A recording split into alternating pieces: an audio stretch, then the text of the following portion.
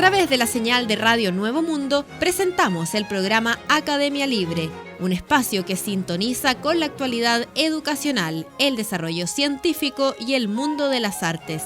Aquí la Universidad Pública pone sus micrófonos al aire. Con ustedes, David Evia.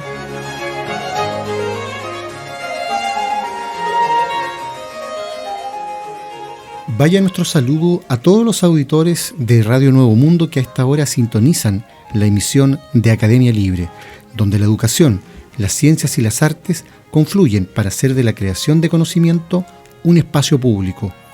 Me acompaña Cristian Castro. ¿Cómo estás? Hola David, ¿cómo estás tú? Hablamos de formación en este bloque de Academia Libre y las noticias proceden de nuestra propia universidad, porque Academia Libre va a impartir un seminario gratuito bajo el título de La narrativa más allá de la narrativa. Se trata de una experiencia de formación telemática que Academia Libre va a desarrollar en 3 sesiones en estos 3 meses consecutivos que vienen, octubre, noviembre y diciembre, en el marco de los 90 años que está por cumplir la Sociedad de Escritores de Chile. Academia Libre invita a participar en un seminario de modalidad telemática de 90 minutos de duración cada sesión. ¿En qué consiste esto? El sábado 16 de octubre se va a abordar el tema narrativa y transtextualidad. Virginia Woolf y Julio Cortázar son los ejes de ese diálogo. Luego, el sábado 13 de noviembre, narrativa cinematográfica anticipada en la pintura de Manet. Otro enfoque entonces para el abordaje del mismo tema. Y el sábado 18 de diciembre, narrativa y género cuando no se hablaba de género en Chile. Estamos hablando de los años 20, de los años 30, de los años 40, incluso de los años 50. Las sesiones se realizarán a las 4 de la tarde y para inscribirse los interesados deben solicitarlo a academialibrecorreo@gmail.com. El plazo para hacerlo expira el próximo 13 de octubre. Hay tiempo, de modo que vale el aviso de este seminario gratuito de literatura que imparte Academia Libre bajo el título genérico de La narrativa más allá de la narrativa. A propósito de Academia Libre, quisiera destacar también la aparición del último número del boletín de la universidad, que incluye en la sección de páginas con historia el artículo Los orígenes de la revista Claridad, y que dice lo siguiente: corría el año 1919, con los golpes asestados por la Primera Guerra Mundial todavía patentes. Un grupo de intelectuales franceses fundó Clarté, proyecto que buscaba articular una internacional del pensamiento que difundiera el pacifismo y el antimilitarismo. Las fases de Claridad venían forjándose un par de años antes por Henri Barbusse, Paul Vaillant-Courtier y Raymond Lefebvre. El movimiento se proclamaba contra el viejo orden social, dentro del cual no tenían cabida la paz armada ni la diplomacia nacionalista, y denunciaba que las raíces de la guerra provenían del organismo de la sociedad capitalista. La publicación homónima aparecería en octubre de 1919.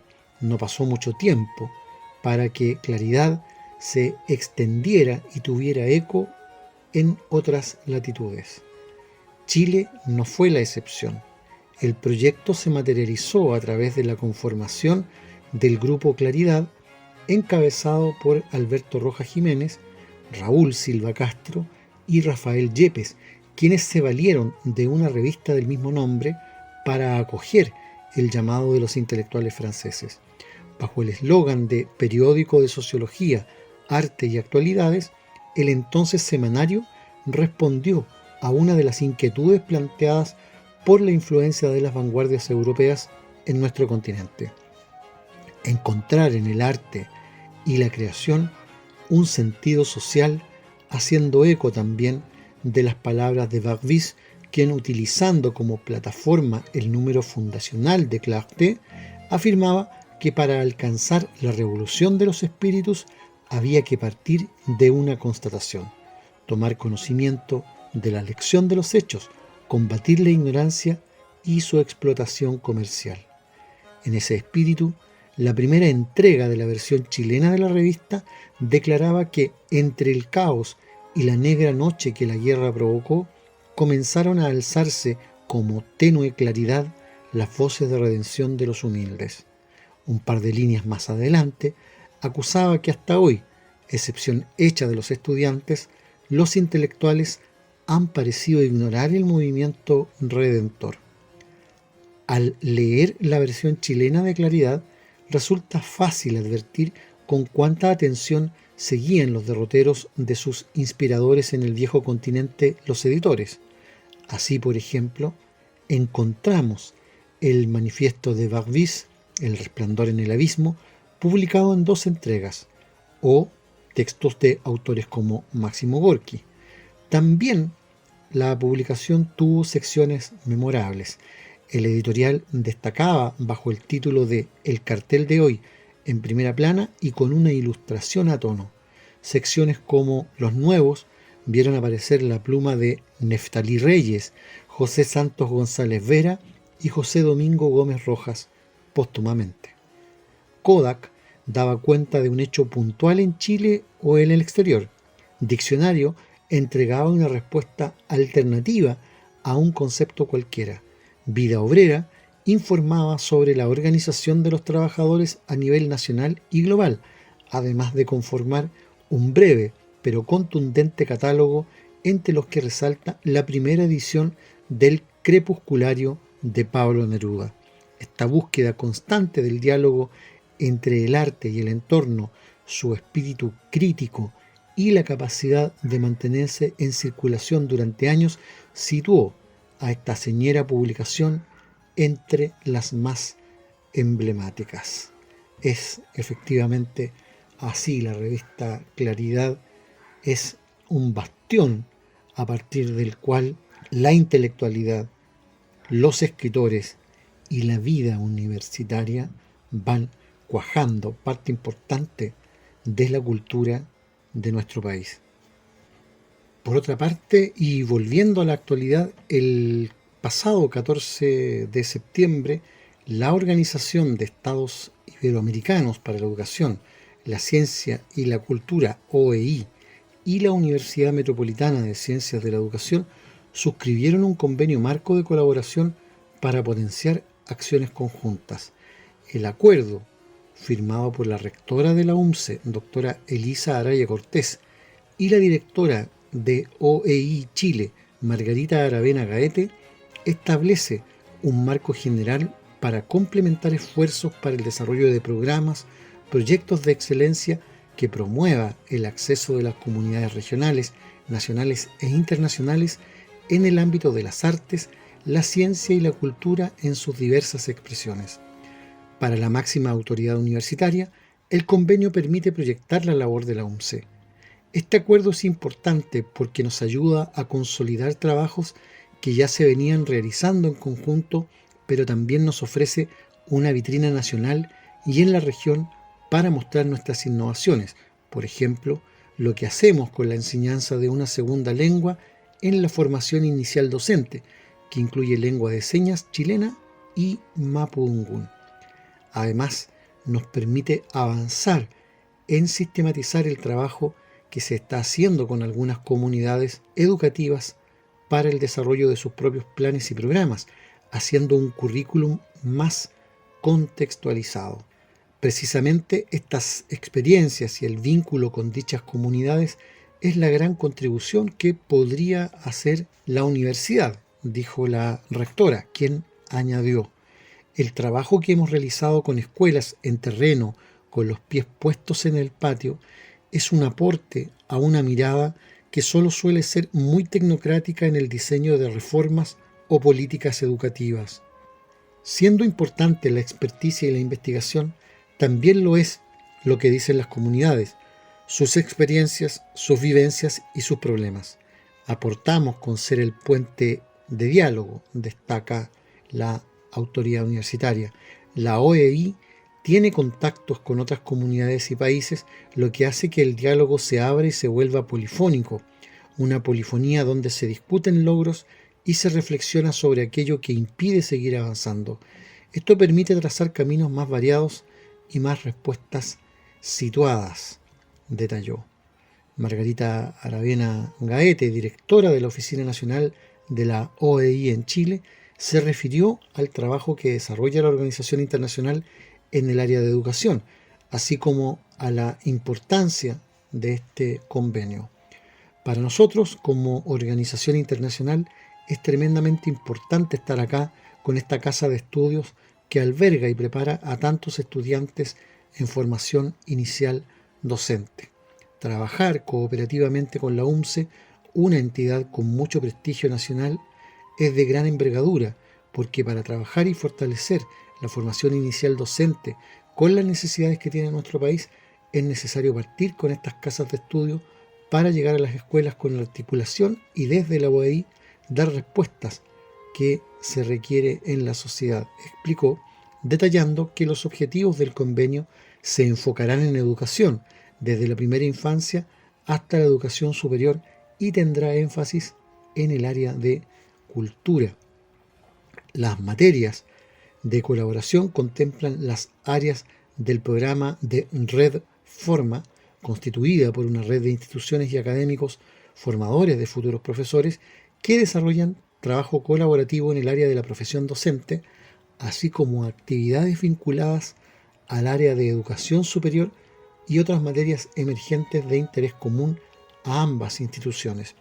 La vicerrectora académica de la UMCE, Paola Quintanilla Godoy, tendrá a su cargo la supervisión del desarrollo de la cooperación.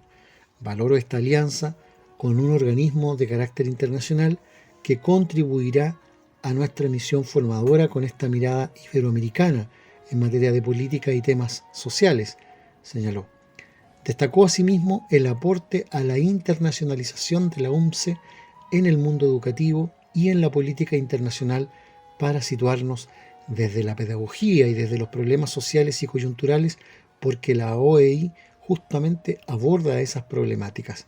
Me parece relevante también colaborar a la generación de conocimiento nuevo a través de líneas de investigación y a la reflexión en torno a problemática social y educativa y salud, y que sea un camino que nos permita a futuro mostrar los avances de nuestro centro de experimentación.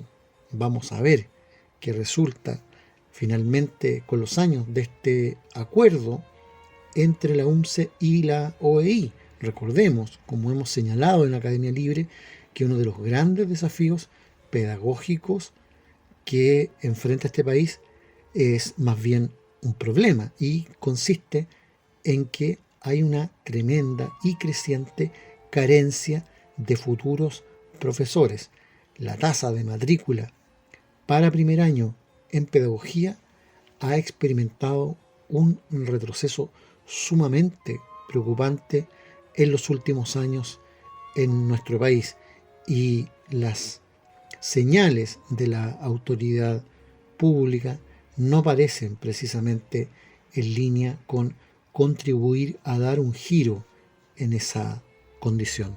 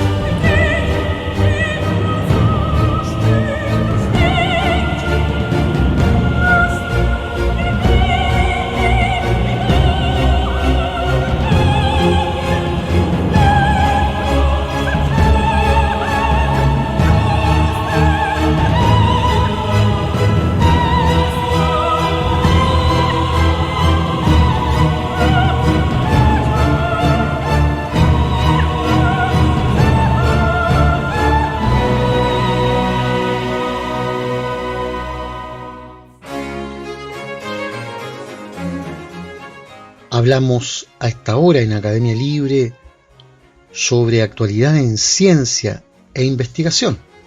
Lo hacemos con Cristian Castro, quien nos proporciona cada semana las novedades en este plano. ¿Qué está pasando, Cristian, en materia de ciencia e investigación?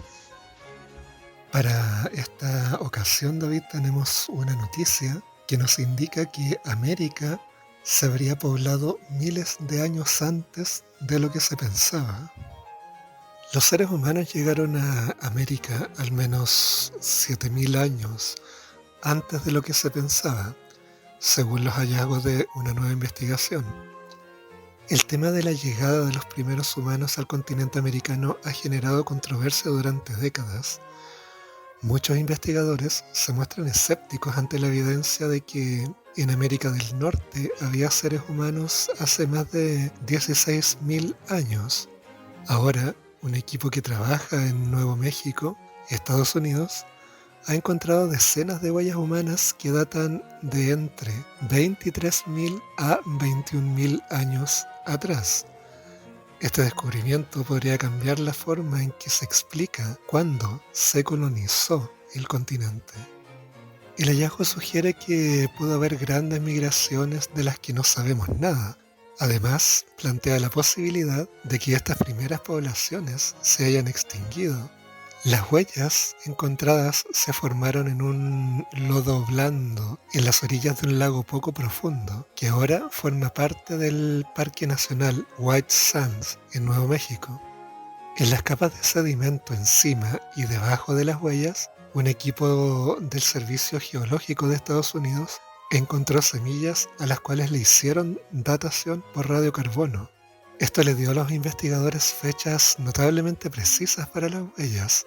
Con base en sus tamaños, los científicos creen que pertenecían principalmente a adolescentes y niños que viajaban de un lado a otro acompañados ocasionalmente de un adulto.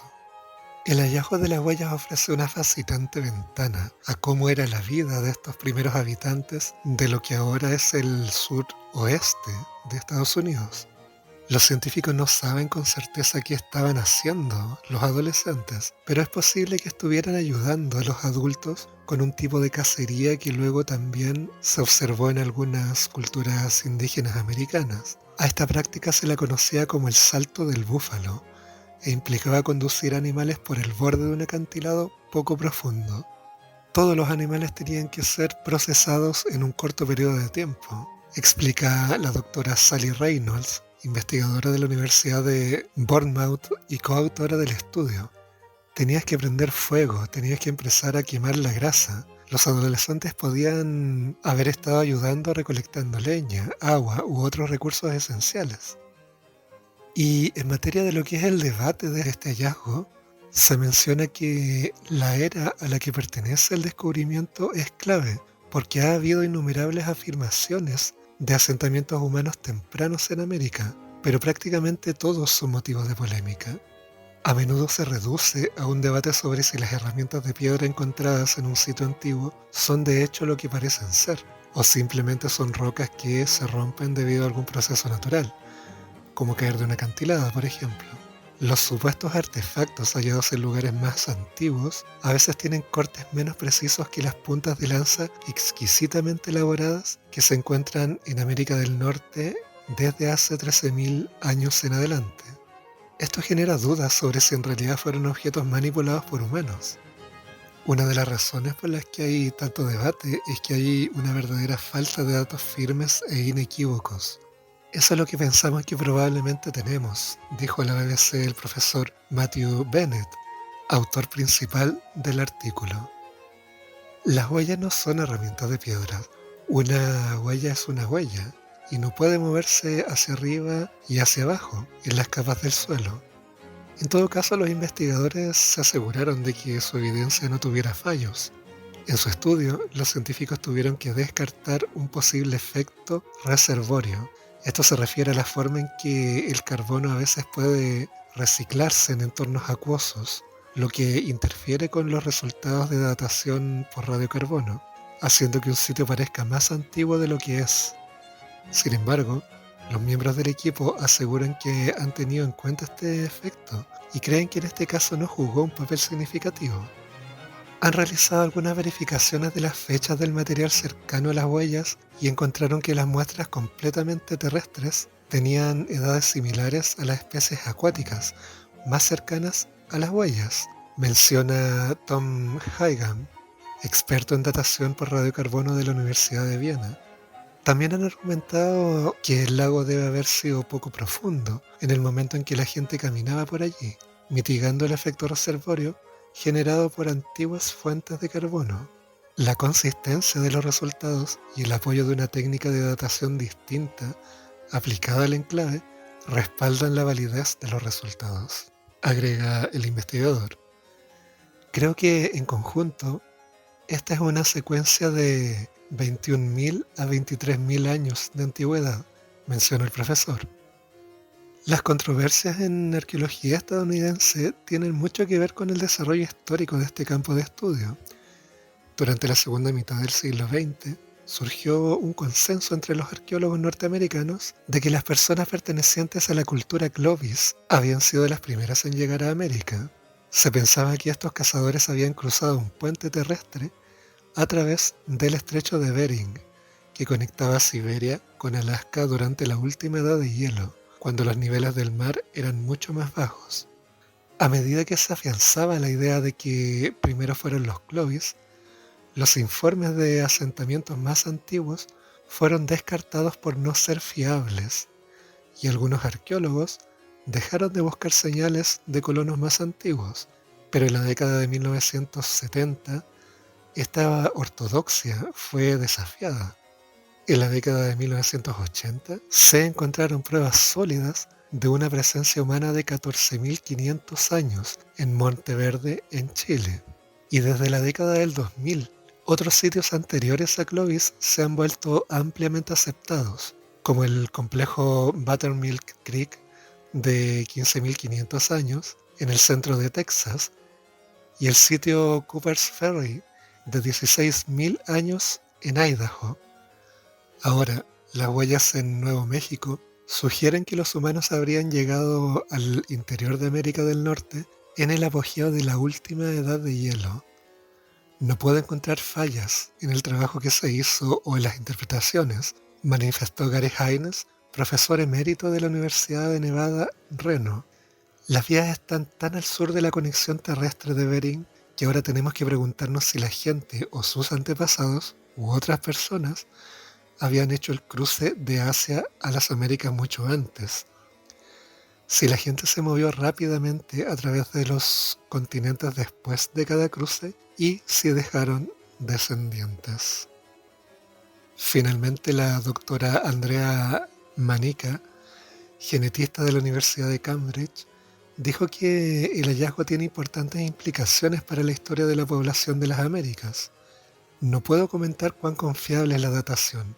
Está fuera de mi área de especialización, pero la evidencia firme de humanos en América del Norte hace 23.000 años no concuerda con la genética, que muestra claramente una separación entre los nativos americanos y los asiáticos aproximadamente 1500 o 1600 años atrás. Esto sugeriría que los colonos iniciales de América fueron reemplazados cuando se formó el corredor de hielo y entró otra ola de colonos. No tenemos idea cómo sucedió eso.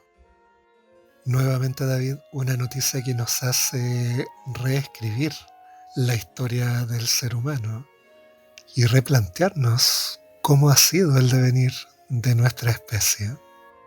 Muchas gracias, Cristian, por ese reporte que nos deja al día en ciencia e investigación.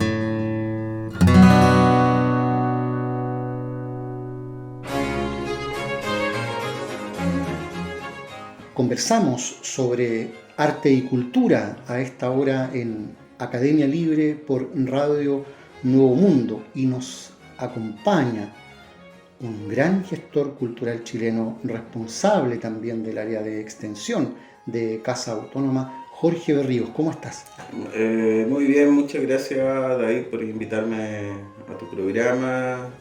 Recién venimos saliendo de lo que es la presentación de un libro que ha publicado la Universidad Autónoma de Chile que se llama 30 artistas visuales, escritos de arte y experiencias creativas. Así que te agradezco mucho la oportunidad de poder difundir este libro. Y nosotros a ti, precisamente tengo en mis manos este maravilloso volumen, 30 artistas visuales, escritos de arte y experiencias creativas.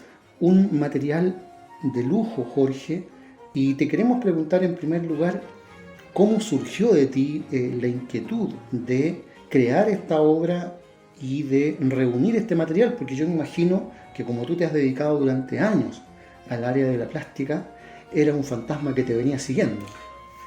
Era un fantasma así, medio Freddy Krueger, así de película de terror, porque originalmente el libro nace en el pedagógico. Ahí yo empecé a hacer la curatoría de la sala de animación Túnez. Pero antes había hecho escritos, yo estudié arte latinoamericano en la Universidad Iberoamericana de Santa Fe, México, el año 2003. No terminé esos estudios, pero tuve muy buenos profesores durante el tiempo que estuve allá. Y siempre me interesó lo que era escribir, porque era estudios de arte y era escribir sobre exposiciones, cómo podía uno abordar lo que era todo lo que es visual y artístico. Me imagino muy estimulantes las palabras preliminares que lleva en la primera página de este libro de Mario Toral. Sí, Mario está presente, digamos, no es por casualidad, digamos, sino más bien porque hemos generado una amistad por la admiración que yo le tuve desde muy niño. De hecho, el primer libro que me acuerdo me regalaron en el año 80, que era una enciclopedia Planeta, esas enciclopedias que los papás compraban en cuotas de como 24 cuotas. Y le aparecía un libro de arte latinoamericano, y el primero que yo veo, y pensando que podía aparecer algún chileno, y aparecía Mario Toral. Y siempre me quedó como muy marcado eso. Y después, en el tiempo de labor, nos conocimos, yo escribí algunas cosas para él en otras instancias, y le pedí que si podía hacer el prólogo, y él encantado accedió a hacerlo, y además está dentro de lo que es los 30 artistas que están en el libro, la publicación. Efectivamente, Jorge, tenemos aquí un volumen precioso, tapadura, de muy buena presentación, que es lo que requiere como soporte además la plástica para poder expresar lo que realmente es. Y aquí nos encontramos en estas 140 páginas de golpe con 30 autores de una calidad enorme, que me imagino al aparecer en tu ejercicio reunidos por primera vez en un solo trabajo, te hacen reflexionar a ti un poco más allá de las diferencias que entre ellos hay en términos estéticos. Claro, o sea, como te comentaba, después de verlos juntos, yo siempre he tenido como la línea de trabajo de Italo Calvino, que cuando él comenta cómo hizo el libro se llama La ciudad invisible, que uno dice, la gente que escribe tiene que escribir nomás, y después uno lo puede ir clasificando. Entonces él había hecho ese libro de La ciudad invisible con ciudades que había tenido en su momento, pues las pensó y las fue creando. Y a mí me pasó un poco lo mismo, porque fueron los escritos que yo hacía para las exposiciones de los artistas, y se transformaron en un libro, en un conjunto, digamos, que puede no tener una armonía en la estética, pero tiene como el cordón que los une, mi trabajo con ellos directo, o sea, haberlos conocido, algunos indirectamente como Santos Chávez o Frida Kahlo y Diego Rivera, pero todos los demás los conocí, compartimos, y de muchos soy amigo, y eso de una u otra manera tiene un sentido autobiográfico. O sea, las primeras imágenes que yo veo desde niño, yo vivía frente a la Villa Francia, eran los murales de la Villa Francia. Entonces, y esa estética era representada, o se representó después en el Mono González, también conocí al Pato Madera, pero siempre quise tener la posibilidad de escribir o hacer la curatoría de una muestra del Mono González, y eso lo pude hacer en el pedagógico, y el libro nace en el pedagógico, pero también se fue ampliando, digamos, porque escribí para algunos artistas en otras salas, Galería La Sala, qué sé yo, el Centro Cultural de Las Condes. Y cuando llego a la Casa Autónoma el 2018 de la Universidad Autónoma de Chile, se empieza a concretar este proyecto que de una u otra manera empezó. El primero que me dijo, oye, tenés que hacer un libro con lo que vayas escribiendo, porque es muy bueno, fue Ernesto Barrea. Ernesto me dijo, Jorge, o sea, esto tenemos que... Y claro, y lamentablemente Ernesto falleció el 2014, y meses después que yo escribí sobre él falleció. Y entonces también es como un homenaje a los amigos que me han ido apoyando en este tipo de proyectos, que han ido apoyando la labor del arte, que no es solamente el gestor, el artista es fundamental en la voluntad, en la generosidad que tiene. Hay un diálogo ahí que Sí, rescatar. claro. Jorge, este libro tiene un valor de registro tremendo. Estaba pensando lo que decías tú recién y recordando cuántos artistas visuales chilenos, por ejemplo, han fallecido sin obtener reconocimientos como el Premio Nacional, Ujú. ¿verdad? En Chile el gran pecado es que el Premio Nacional es bianual. Pero ya es importante para un artista y para estos artistas tener ese otro reconocimiento que es poner la obra en circulación, Claro. poner la obra en marcha, sacarla del reducto, ¿verdad?, de las cuatro paredes de una exposición y echarla a andar. Entonces, de ese elemento de registro que aporta este trabajo tuyo, habría que agregar otro todavía más importante, y es que este libro tiene una lógica. Uno recorre sus páginas y nota una sistematicidad, además en el aporte pedagógico, Ujú. a la comprensión estética de cada artista. Es decir, perfectamente una persona que no está muy familiarizada con el mundo del arte puede acercarse porque hay un escrito tuyo, un artículo asociado a cada artista, hay palabras de cada artista, hay una expresión también de su propia plástica. ¿Cómo lo concebiste? A ver, yo soy profesor de artes titulado de la Universidad Metropolitana en el año 95. Siempre uno a veces, las profesiones no determinan tu vida, pero en este caso ha definido mi forma de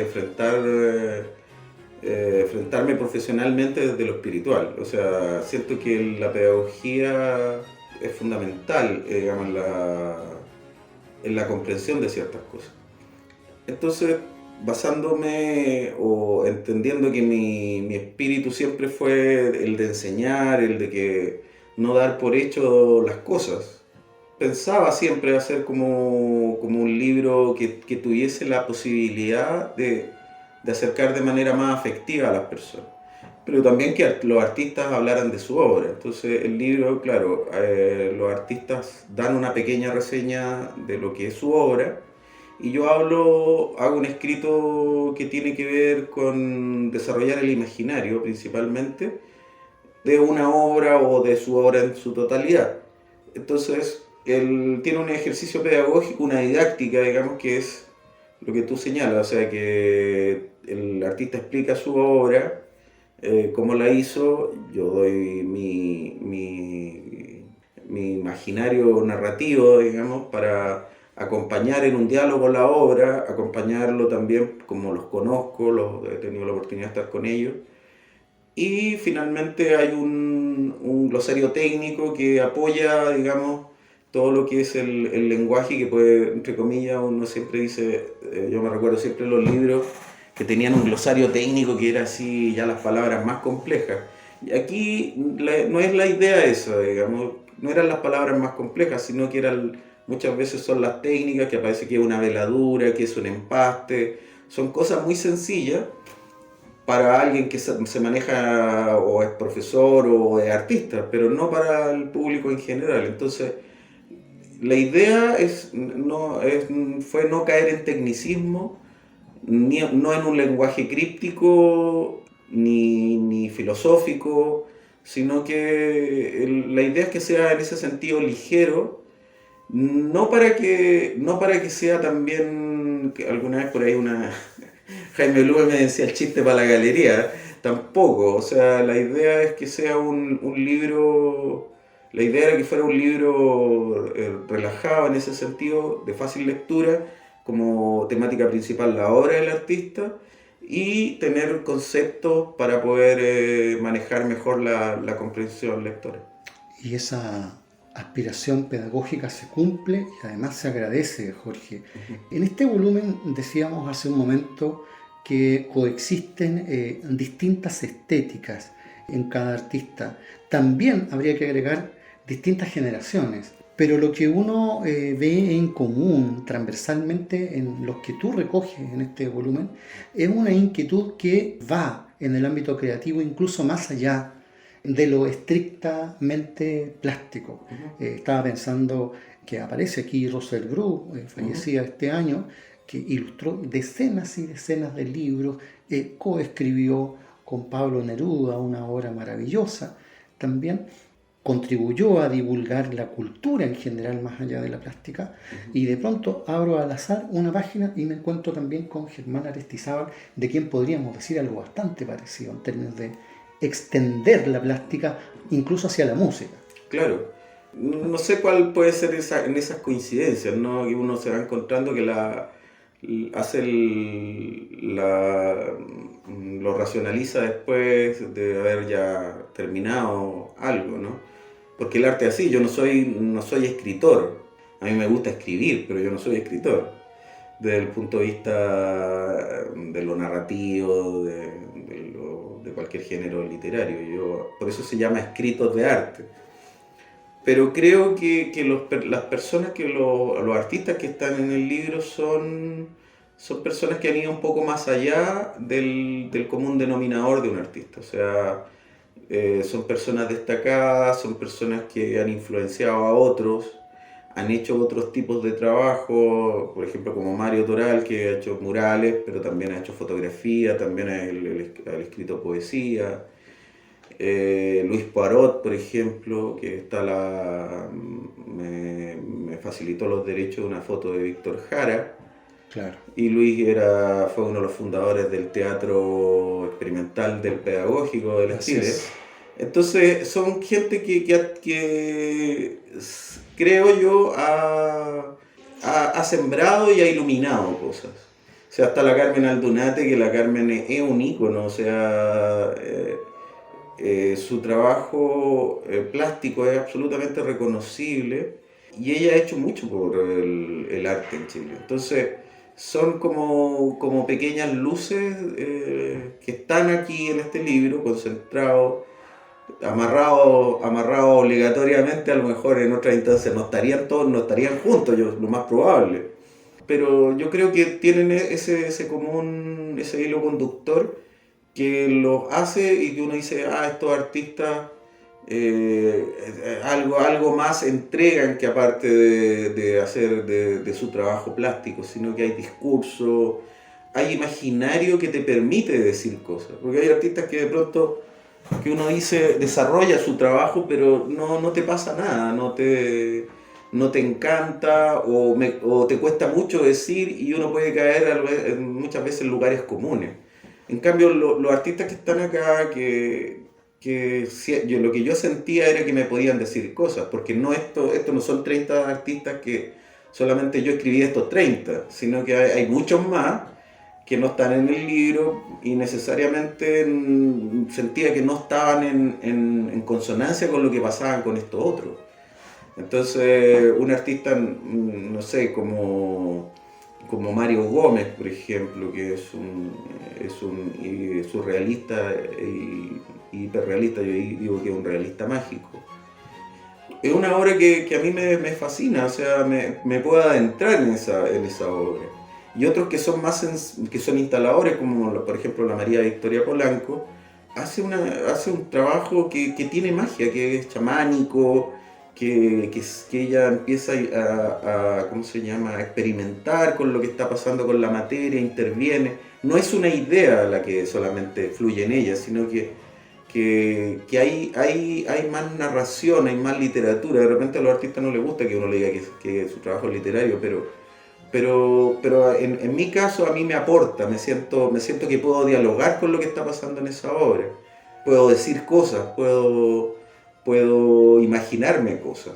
Es verdad, hubo una muy buena convocatoria en tu reciente lanzamiento de este libro, lo cual es muy promisorio considerando que es una de las pocas presentaciones presenciales de libros en contextos de pandemia, y eso aporta también una oxigenante mirada sobre la plástica.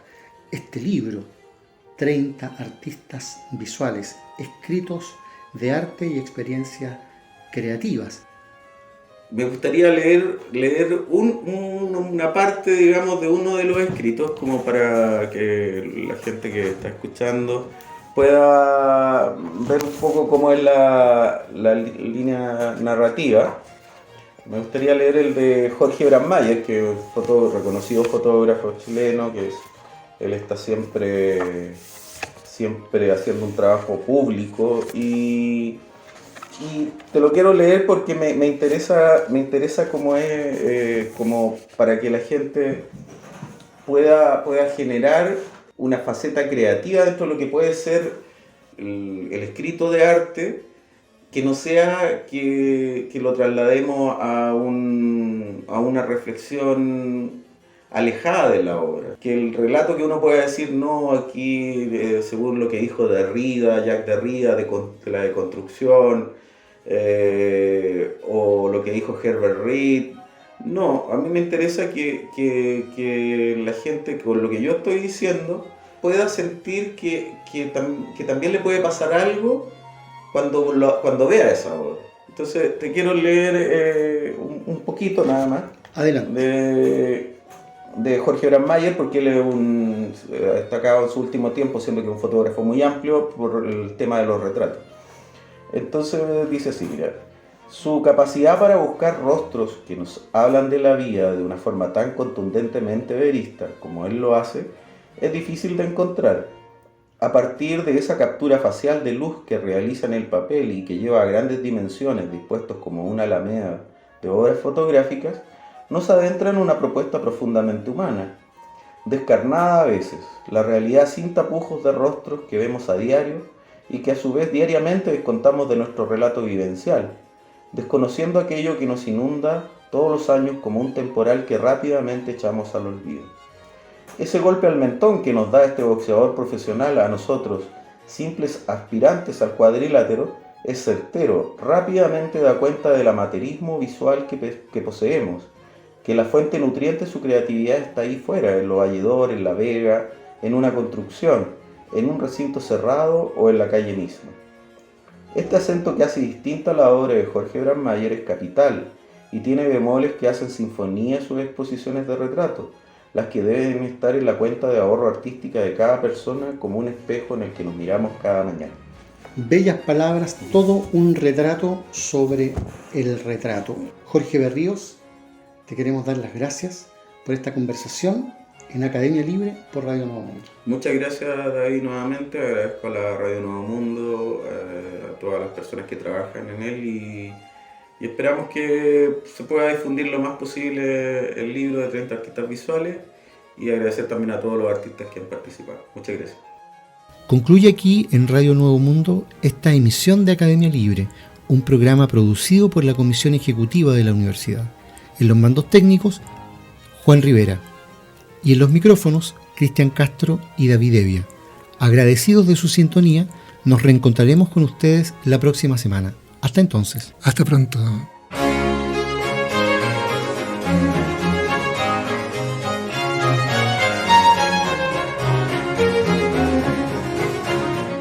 Concluye aquí este capítulo de Academia Libre, un programa que aporta miradas críticas a la construcción de la sociedad. Hasta una próxima oportunidad.